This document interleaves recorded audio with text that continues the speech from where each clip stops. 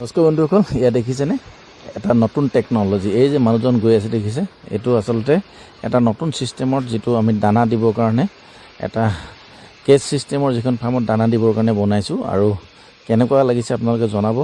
নতুন টেকনলজি 3 ষ্টেপৰ এখন ফাৰ্ম ইয়া দেখিছে। 3টা ষ্টেপত দানা দিবৰ কাৰণে আচলতে সুবিধা হ'ব। এই যিটো এটা ৰোলিং ছিষ্টেম বনাই দিছোঁ, তেওঁ ধুনীয়াকৈ দানা বেগটো লৈ আপোনালোকে দিব পাৰিব। আৰু ইয়া দেখিছে এইটো কেজ ছিষ্টেম, কেজৰ তলত চকা লগাই দিছে।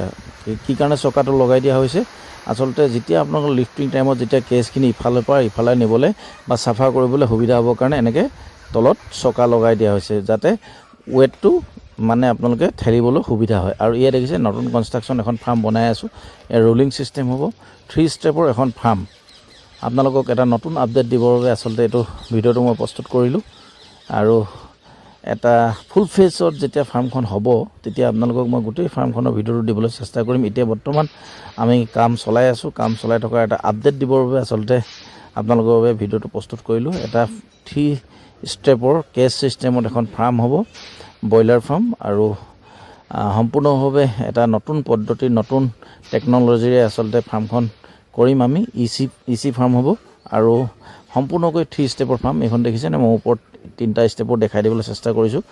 আৰু ওপৰত ছামাৰ মেনেজমেণ্টৰ কাৰণে বহুত কিছু কৰিব। এইটো টিঙৰ লগিছে যদিও আমি ছামাৰ মেনেজমেণ্টৰ কাৰণে বহুতখিনি কাম কৰিম। আৰু কাৰণ ইচি ছেট হ'ব এইখন, আৰু সেইবাবে বহুতখিনি ইয়াত নতুন টেকনলজি ইউজ কৰিম। আৰু এইটো হ'ল ৰোলিং ছিষ্টেমটো মই আগতো ভিডিঅ'ত দেখাইছোঁ, তথাপি আপোনালোকক দেখাবলৈ চেষ্টা কৰিছোঁ।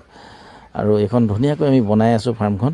ফুল ফেজ হ'লে আপোনালোকক জনাম। এতিয়া কমপ্লিটলি 60-70% কাম প্ৰায় সম্পূৰ্ণ হৈছে।